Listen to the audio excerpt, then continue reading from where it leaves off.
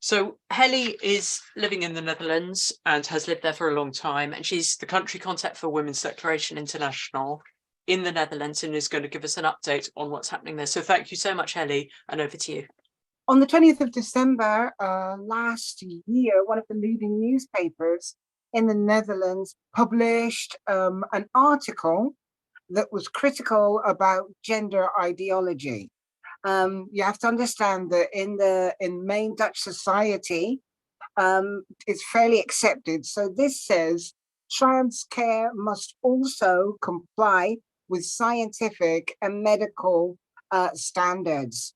Underneath it says that there's been an increase in the number of people who want trans care, and that they're treating children with puberty blockers. But there's been a change in meaning from the international community.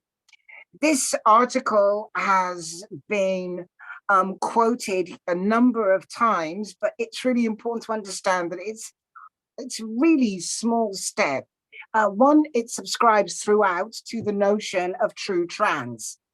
What it did reveal in the study is that the Dutch protocol was based on a study sponsored by the hormone producers Ferring.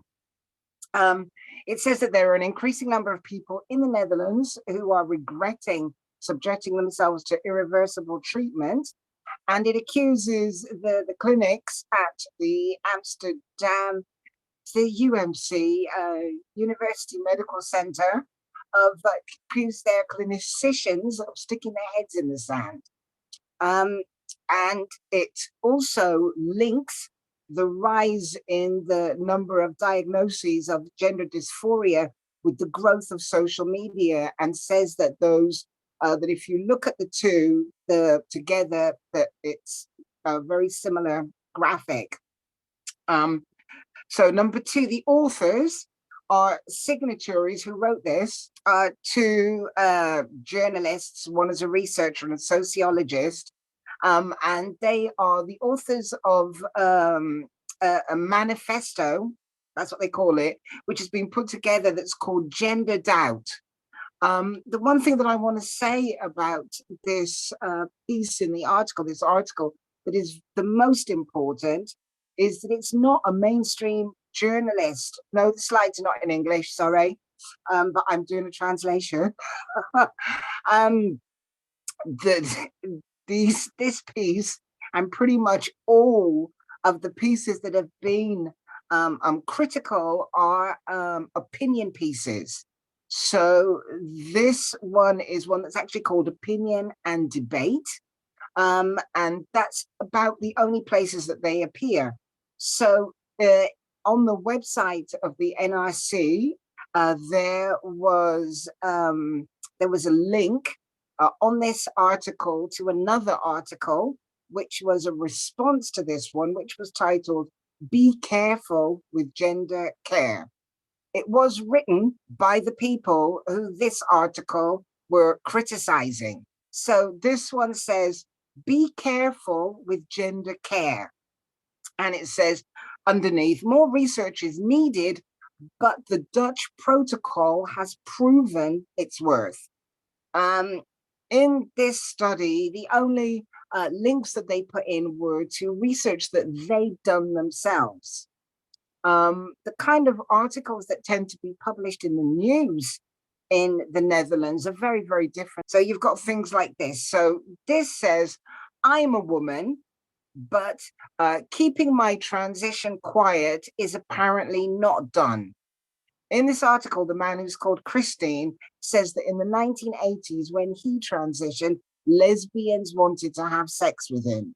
So that's, and it's all of this very, very subtle, what do you call it? Indoctrination, So this is actually a news item. It's an interview, but, and anything that's against the ideology is just somebody's opinion. I have to say that as the WDI representative for the Netherlands, I feel in general very isolated. And I think most of us country contacts do. And one of our main contacts is with other like-minded women is through and because of the Women's Declaration International. And here in the Netherlands, the only vocal, what I would say, sex integrity insistent women that I've come into contact with are also foreigners. Most Dutch women seem to feel that feminism has already achieved all its aims and is no longer necessary. And when you talk to them, they want to be nice and they want to be kind and they don't want to hurt anybody's feelings, especially not men's. What's really interesting is that the subheading on this says, I became a woman decades ago, and that was accepted now, but that has now changed in the last few years. And he says, I don't want to have to introduce myself as transgender. I want to continue to introduce myself as a woman. Funnily enough, just as I was getting ready to do this, our newspaper came in. We get one every weekend. And there was another article published today, again in the NRC. And this one, which makes my partner, who's a scientist, rage, was in the science section. So this says teenagers or puberty with a pause. There is so much misinformation in this article. Pictures this really ungirl-liking boy. He believes he's a girl. He's on puberty blockers. There's interviews with him. And again, the article is written by the same team from the Amsterdam University Medical Center who treat this person. So the article says that puberty blockers are fully reversible. He also says that as he's attracted to men, so it's another child who's had the gay transed out of him, what it says is that, yeah, because he's attracted to men, then it doesn't matter that he doesn't want children. There's a key point in this. So that's the same thing, but where you see it squared, what this says is that the University of Amsterdam has received 800,000 euros to research 2,000 children who they have treated in the last 30 years. And in this point, and it's to do, and the 800,000 euro funding is to do scientific and medical research into the amount of time, what's happened over that time, and how many people they can get in touch with and stuff.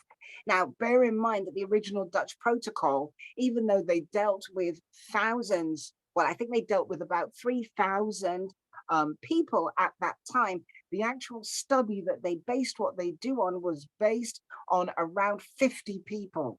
They got in touch with about, what was it, 120, I think it was, who had been through, but they chose the people who they got in contact with. Over a third of the people did not answer their questions.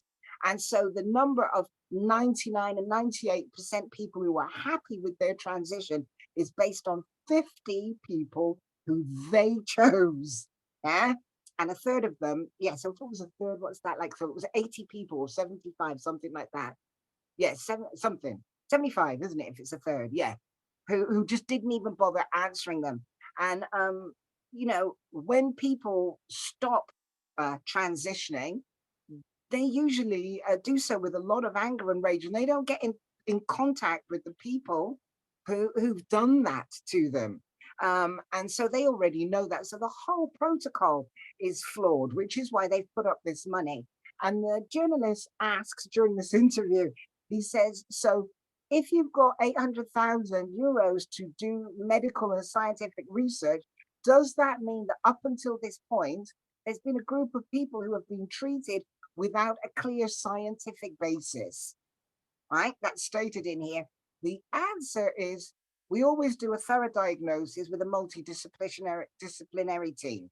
So they totally glide past the question, and it's the journalist and not one of the other person and not one of the people being interviewed who says that other psychiatric problems can exist in people with gender dysphoria, and they need to have a supportive family. underneath this paragraph, right exactly where the bottom red line goes, is the start of the next paragraph. So having asked that question in the first one, in the next paragraph, the heading of the paragraph is "Worries are unfounded." So it is important to state that despite this almost total or seeming total support for the ideology in the newspapers, on the television, like, you know, one of the most famous comedians did a skit in which people who were asking the questions that we ask were labeled as egocentric, arrogant, ignorant boomers. What came as a massive surprise was that when it came to the passing of the self-ID law, so there's this group who the two men are the two authors from the of the article are part of this manifesto, as I said. Now, the manifesto was set up by a group who were called Gender Doubt. And they got together with, you know, the usual collection of religious people and right-wingers to do a poster campaign throughout the Netherlands. So people who were on Twitter, Instagram may have seen that this campaign, that this poster that they did out, this poster is the bit in the middle, was defaced all over. There was like there were literally busloads of people, young people, going from Amsterdam all around the country to deface this poster in bus stops and on the walls. And what it said, well, it says up there, the new transgender law affects everyone. So on the basis of this, they hang on a minute. Yeah. So it says, so they created a manifesto. And in the manifesto, well, the reasons why gender ideology, when they say gender ideology, they mean the law, is opposed, are laid out in the manifesto. And number one is the rights of women. Number two is its lack of a scientific basis. Number three is that the way that it is proposed and the way that it is that you can't speak out against people. So if you are at all critical, you're accused of being hateful. So they say that the way that it's presented is a threat to democracy.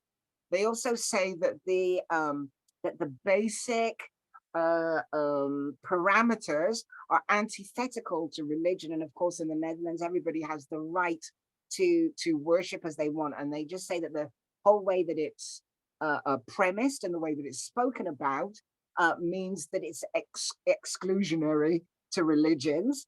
And the number five, the way that it's being implemented undermines parenting. The manifesto has been signed by officially 40 individuals.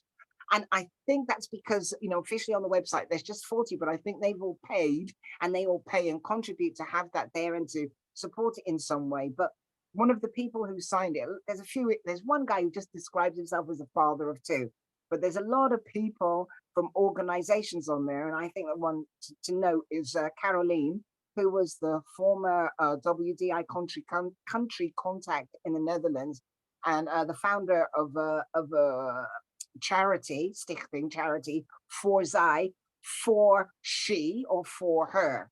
You might have heard about them because they've had their money accounts blocked for their women's rights activism. And Caroline has, to all extents and purposes, dropped out of public life because she just came out very openly as being gender critical, assuming that that would be fine. And of course, has got the usual round of death threats and shit. So she's kind of a bit more in the background, but still working with her organization.